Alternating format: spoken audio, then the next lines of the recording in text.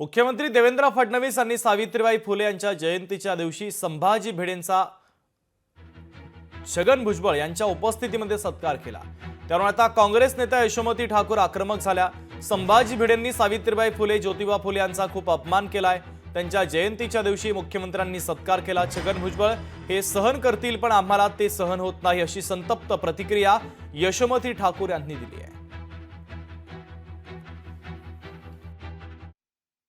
आदरणीय सन्मान्य मुख्यमंत्री साहेब मनोहर कुलकर्णीचा सत्कार करत होते आणि भुजबळ साहेब तो सत्कार शून्यात जाऊन बघत होते।